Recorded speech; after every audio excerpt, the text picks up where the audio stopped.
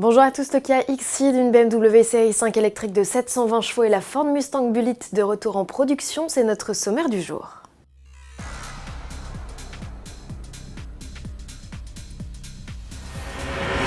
Dans la famille Xceed, on connaissait la berline, le break et le shooting break. La fratrie s'agrandit avec l'arrivée d'un crossover, le Xceed. Contrairement aux autres modèles de la tribu qui partagent châssis et look, qui a différencié le nouveau venu par un design différent. Le dessin de la calandre, des boucliers et des optiques font partie des éléments distinctifs au même titre que les skis de protection et les renforts en plastique noir sur les passages de roues. Pour parfaire la panoplie du parfait tout-chemin, le constructeur a surélevé la garde au sol de 4 cm comparé à la berline. 8 cm et demi plus long que cette dernière, il mesure 4,40 m, le Xceed profite aussi d'un volume de coffre 30 décimètres cubes plus généreux. L'habitabilité aux places arrière est inchangée pour maximiser le confort qui a greffé de nouvelles butées de rebond hydraulique dans les suspensions avant. Et ce n'est pas la seule nouveauté embarquée, revue de détail avec notre journaliste Agnès Lasbarère.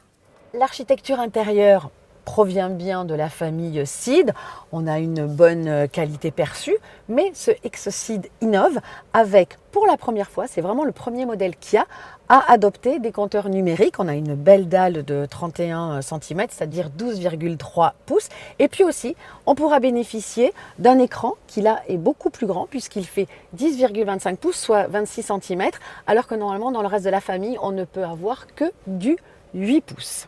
Enfin, le catalogue des aides à la conduite est assez grand et on pourra notamment bénéficier du fameux Traffic Jam Assist qui est chez Kia le système de conduite autonome de niveau 2. Kia commercialisera le Xceed en septembre. 5 motorisations essence et diesel de 115 à 204 chevaux seront proposées. Toutes profiteront d'une boîte double embrayage à 7 rapports à l'exception du 3 cylindres essence de 120 chevaux. Les tarifs seront annoncés ultérieurement. On estime le ticket d'entrée à 25 000 €. A noter que des versions électrifiées, dont une déclinaison hybride rechargeable, seront lancées au cours de l'année 2020.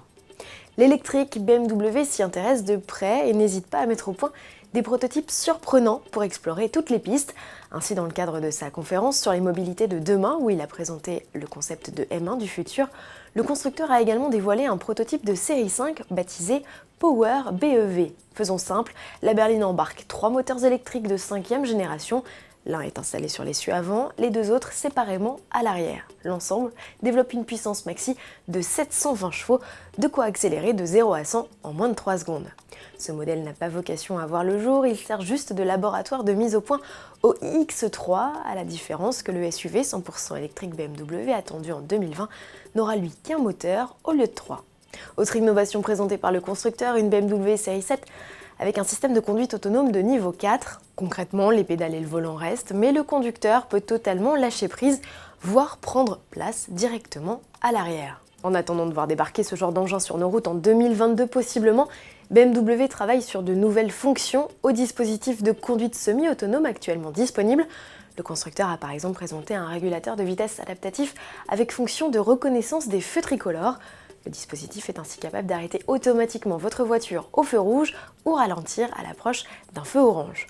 Autre fonction à l'étude, celle de basculer automatiquement un véhicule hybride en mode zéro émission à l'échappement dès qu'il entre dans une zone dite à faible émission ou à circulation restreinte. On termine avec la Ford Mustang Bullitt, cette série spéciale lancée à l'occasion du 50e anniversaire de la sortie du célèbre film avec Steve McQueen. Fort du succès rencontré par le modèle, qui profite de badges spéciaux, d'une teinte de carrosserie verte et d'un pommeau de levier de vitesse blanc comme dans le film, le constructeur a décidé de relancer la production de quelques exemplaires, et ce jusqu'en 2020. Et bonne nouvelle, la France profitera d'un nouveau quota de véhicules. Pour mémoire, les 82 exemplaires réservés à l'Hexagone et facturés 54 900 € s'étaient vendus comme des petits pains. La Bullitt est toujours équipée de son V8 5 litres poussé à 460 chevaux. A noter également qu'une série spéciale 55 ans de la Mustang classique cette fois sera lancée d'ici la fin de l'année. Détail à suivre. À demain.